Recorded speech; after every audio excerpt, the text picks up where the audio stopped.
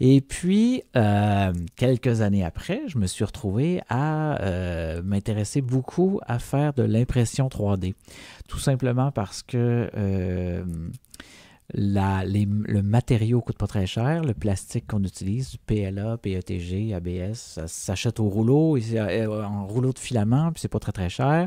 Les imprimantes 3D elles-mêmes sont pas très très chères. C'est difficile à opérer, c'est très technique. On devient un mécanicien à tous les jours. Il faut régler des problèmes et puis trouver les solutions à ces problèmes-là, des problèmes techniques, parce que comme une imprimante 3D, c'est comme une imprimante papier, c'est toujours jamais parce que c'est les pièces mécaniques qui travaillent avec un matériau qui est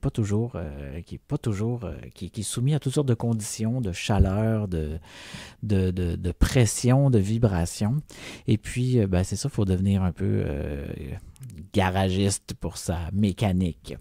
Et puis l'autre chose qui me plaisait dans apprendre dans l'impression 3D, c'était qu'on peut rester chez soi et puis on peut aussi se servir de logiciels. Ça m'a pris des années à apprendre à me servir de GIMP et de Scribus et de Inkscape et de Photoshop. Et puis apprendre à programmer. Et puis tout ça, là, apprendre à se servir de Blender, le logiciel open source qui permet de faire de la modélisation 3D, ben, c'est très très proche de ça. C'est plutôt difficile, mais c'est rien d'impossible. Et puis j'ai pris mon temps, ça m'a pris 2, 3, 4 ans, et puis maintenant, je suis assez à l'aise là-dedans.